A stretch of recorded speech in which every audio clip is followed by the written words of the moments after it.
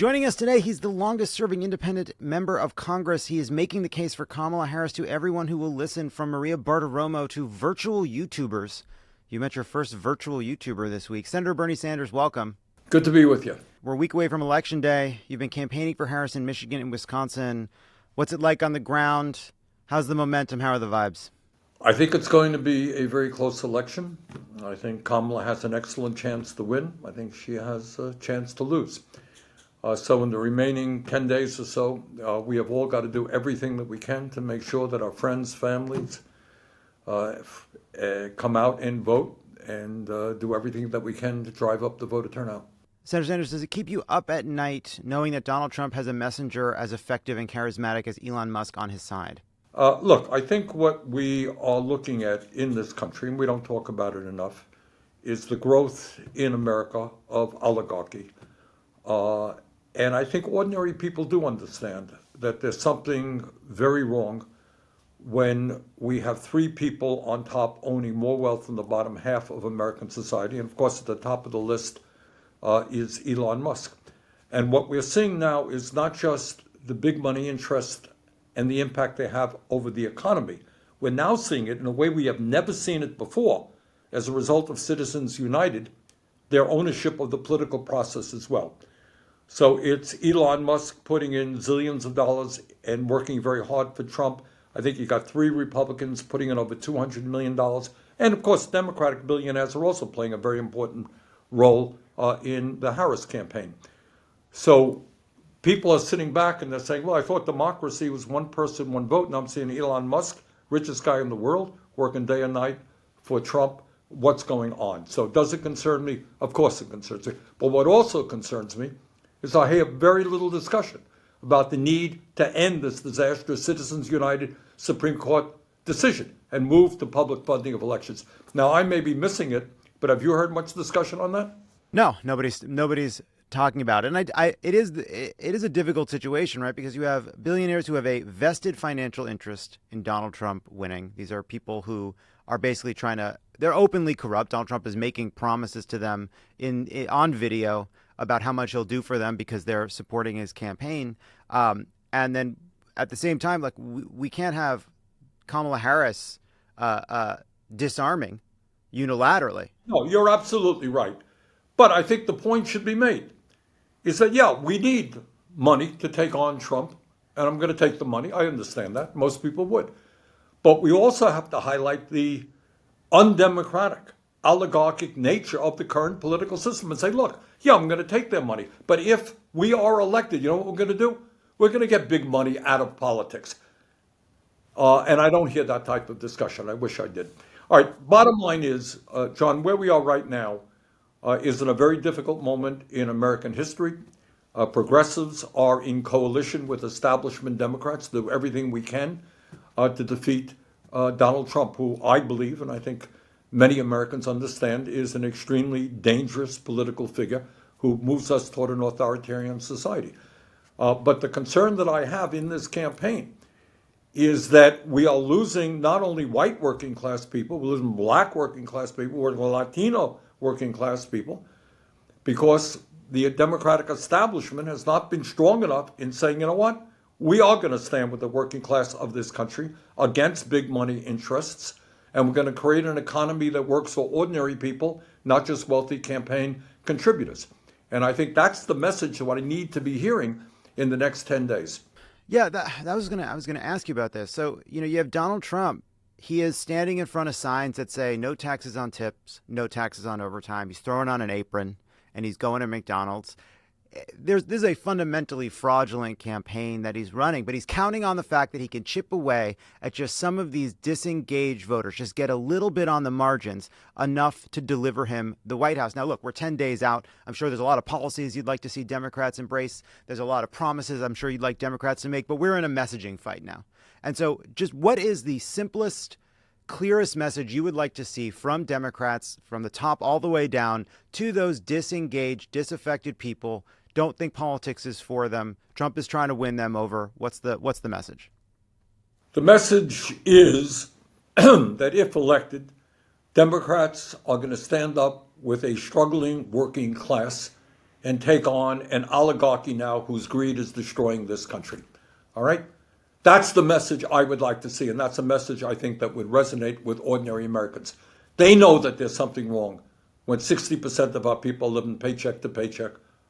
They know there's something wrong when we're the only major country on earth not to guarantee health care to all people as a human right. We don't have paid family and medical leave, massive income and wealth inequality. They know it. We got to talk about it, and then we have to have the courage to say, you know what, we are going to act and do something about it.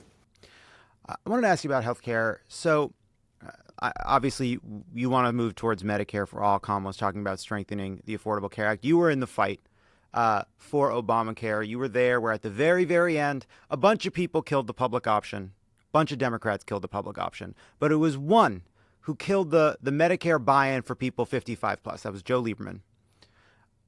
What is the one policy that you would like to see, the most important one, short of Medicare for all, that you would like to see Kamala Harris implement if she wins this race? What's the best policy to help people right off the bat? There has to be the recognition that, the Affordable Care Act provides subsidies and helps people afford health care. That's a good thing. Trump wanted to kill it. That's obviously bad. You can campaign on it. But you have got to acknowledge the reality that the current healthcare system is broken and dysfunctional, and its major function is to make the drug companies and the insurance companies incredibly wealthy. So you may not be able to move toward Medicare for all tomorrow. All right, she did come out, and this is really good. Kamala came out and said, we're going to expand Medicare to cover home health care. That's a huge issue, man. A lot of people, older people, people with disabilities want to stay at home, can't afford to do that. They're forced to go into a nursing home. That's a big deal. She wants to cover vision and hearing. Big deal. I would cover dental as well. But that's a step forward. But in terms of healthcare, what you can say is, look, we can't move to Medicare for all. If you said today we're going to reduce the eligibility age for Medicare while we expand it from 65 to 55, what do you think? 80, 90% of the people would think that's a good idea? Yeah, something like that. Sounds Yeah, about right. the insurance companies wouldn't, the drug companies wouldn't, but we got to be prepared to take them on. On the other side of that, you have Trump making this basically this case to a completely rhetorical argument to working people. He's asked when he's at McDonald's about raising the minimum wage. He just praises the people that work there. But he is saying, he's trying to appeal to people in Nevada, in the culinary workers, tip workers, servers. He's trying to say, I'm going to help you too. How do you make sure people that are thinking about this understand how much worse he would be for working people? All right, here is the fact, and that's a very good question, and it's an important question. When Trump spent 15 minutes at McDonald's, he was asked by a reporter, you're going to raise the minimum wage? And he ducked the question completely. The federal minimum wage now is $7.25 an hour. That's a starvation wage. Turns out there are 20 million Americans earning less than $15,000 a year in the richest country, earning less than $15 an hour, in the richest country on earth. Kamala has come out recently to raise the minimum wage to at least $15 an hour. But she's got to be stronger on that. She's got to contrast that with Trump. You're a low-wage worker making 12, 13 bucks an hour. That's what Trump doesn't want to raise. She does. All right? Donald Trump boasted, you may recall, that he said, you got to give the guy credit. He gives it a rally. He says, I got to be honest with you, folks. I hate overtime pay. You remember him saying that? He said, when I was in the private sector, man, I would hire more people so I didn't have to pay overtime pay. Millions and millions of workers depend upon overtime pay. He rescinded Obama's rule that would have helped people with overtime pay. Make that clear. Right now, we're seeing workers all over America want to join unions. All right. He is vehemently opposed to the PRO Act, which would prevent large corporations from acting illegally and bust union organizing efforts. Kamala supports that. But bottom line is she has to start campaigning on those issues. The preservation of democracy obviously is enormously important. But it cannot be the only thing we talk about. Abortion rights, enormously important. You've got to start talking to the needs of the working class of this country. Contrast your position with Trump's. Prescription drugs. Fact of the matter is that Biden-Harris administration has a very strong record to run on. All right? Kamala's got to get up there and say, we're going to continue that effort. At the end of 4 years, we're not going to be paying the highest prices in the world for prescription drugs. What's so hard about doing that? Millions of people say, yeah, that's right. I'm tired of getting ripped off by the drug companies. So those are some of the things I think we've got to be doing. So that's one group of people we're trying to reach. Another are these moderates. Some identify as Republican or independent. And Kamala Harris had done several events with Liz Cheney, other Republican surrogates, trying to make the case for them to vote for Kamala. Is it strange at all for you being on the same side as Liz Cheney?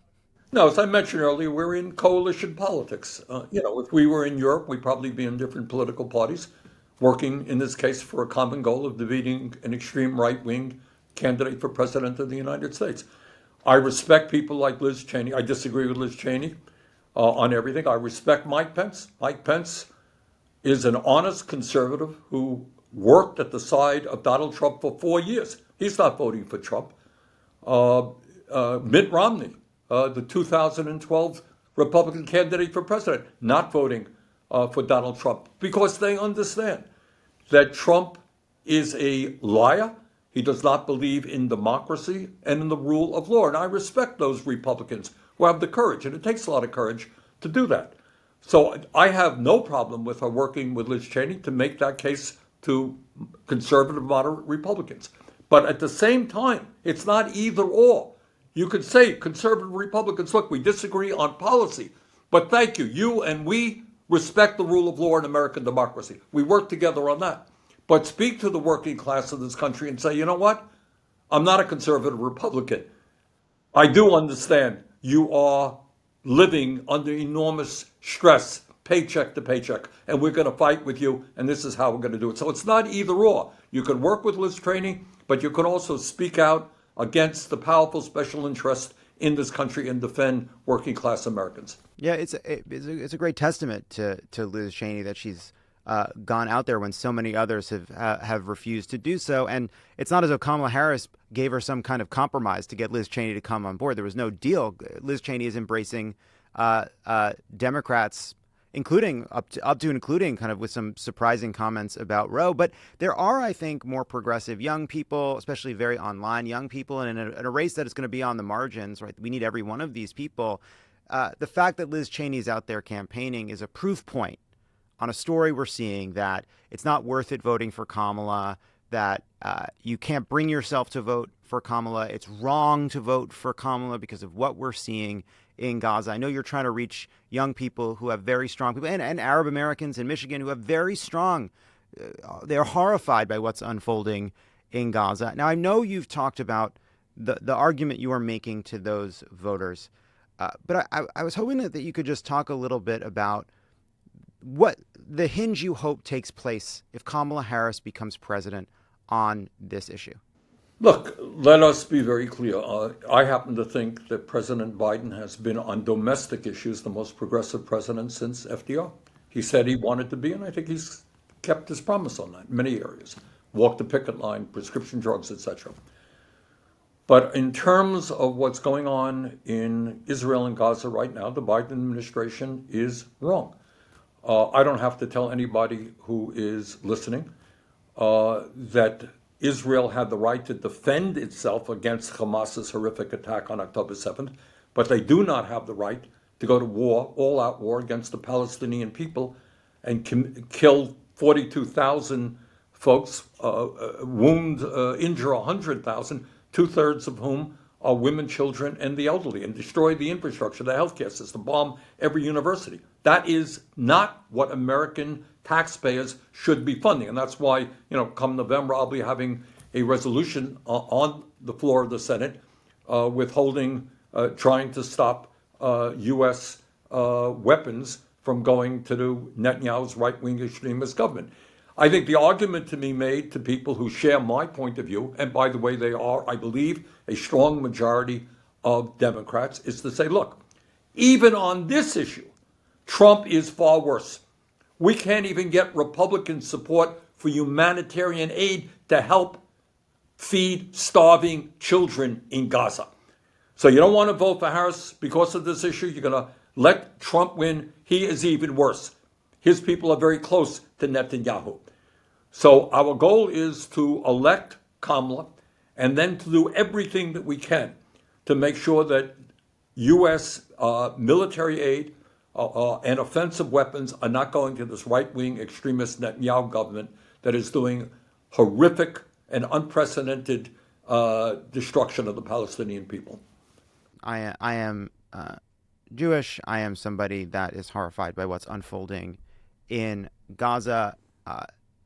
That horror can begin and end at the suffering of the Palestinian people. You need not go further than that to be horrified by that. But I also find it to be so awful because of the long-term impact it has on Israel's security, on security in the region.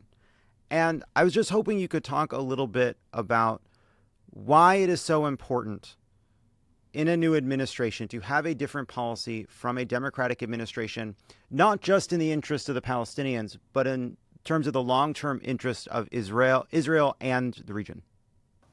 Well, that's a very important question, John.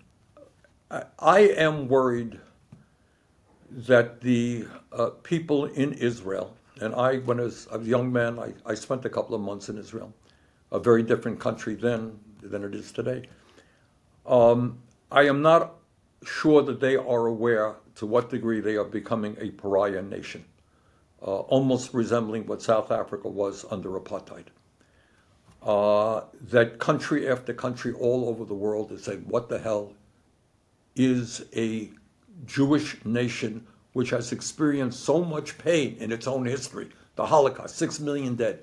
What in God's name are they doing right now to the Palestinian people? Why is that so? And when you kill 42,000 people in a nation in an area of 2.2 million people, that's what Gaza is, and destroy the infrastructure, and you starve children, you are creating a climate that is a hatred that is going to stay there for decades. All right? If you were an 18-year-old kid and you saw your sister, killed and your parents killed and your housing destroyed and you were treated, displaced and you're going hungry, you think you're going to forget about that? I don't think you will. And it's going to take enormous amount of reunification work to try to bring people together in the region. So I think long-term, what Israel is doing is alienating itself from the people in the region and countries all over the world. And after Netanyahu is out of office, there's going to have to be an enormous amount of rebuilding and rethinking politics. My grandfather was a Bernie Sanders Democrat. Loved you. And for him, politics was very simple. Republicans are for the rich. Democrats are for the middle class. In this home stretch and beyond, how do we get back to making sure we are making that simple case to people, a story that was the backbone of Democratic politics since Franklin Delano Roosevelt? Well, you're right. It has been the backbone of Democratic politics since FDR. And the struggle that progressives are now having with the Democratic establishment is to once again make the Democratic Party the party of the American working class. What your grandfather said is absolutely true. That's what it was under FDR, under Truman, even under John F. Kennedy, as far back as that.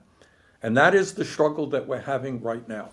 And that gets back to money in politics, and the Democrats have got to say, thank you, billionaires, for your help, but you know what? We're going to represent the working class of this country. Now, I don't know what you're going to do about that in the next 10 days, but clearly that is the struggle that has to take place within the Democratic Party. And that's the division between the establishment and progressives. Progressives want us to be the party of the working class. We believe that health care is a human right. We believe that billionaire class has got to start paying their fair share of taxes. We believe we've got to get rid of Citizens United and have public funding of elections. So we all support, where there is common ground with the establishment, all of us support women's right to control their own bodies. All of us are fighting for civil rights, for gay rights. But on economic issues, we've got to turn the Democratic Party back once again to be the party of the working class. And would you agree that Joe Biden, in his administration, in his shift to the left, how much of a victory do you see in Joe Biden, and what would you hope to see that continue to look like under Kamala Harris? Look, as I mentioned, Joe Biden on domestic issues has been the most progressive president since FDR. I was just at an event with the president a few days ago in Concord, New Hampshire. And he is there speaking out and, in fact, acting to take on the greed of the pharmaceutical industry, one of the most powerful political forces in this country. And we have had success for the first time in the history of America. Medicare is now negotiating prescription drug prices. It's a huge step forward. We've lowered the cost of insulin. We've lowered the cost of asthma inhalers, making progress in other areas. So he was the first president in American history to walk on a picket line with the UAW and played a role in making sure that they won a good and fair contract. We are putting more money into rebuilding our crumbling infrastructure. We passed the American Rescue Plan, one of the more progressive pieces of legislation ever passed in the midst of the pandemic and the economic downturn. It was a working class bill. Put money into working class people's pockets, helped small businesses, lowered child poverty by 40% in one bill, extended unemployment benefits. Okay? So, Biden has kept his word, and we did that under enormous opposition.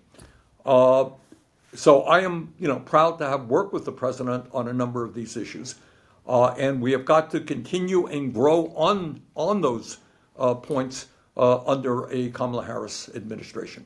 Yankees versus Dodgers. Where's your head at? Nowhere. Worried about this campaign. Okay. All right. No baseball. All right. I guess once the Dodgers left Brooklyn, you were out. That was it for you? It's been it takes me a little while to recover. Senator Bernie Sanders, thanks so much for your time. Good to see you. Thank you. Bye-bye.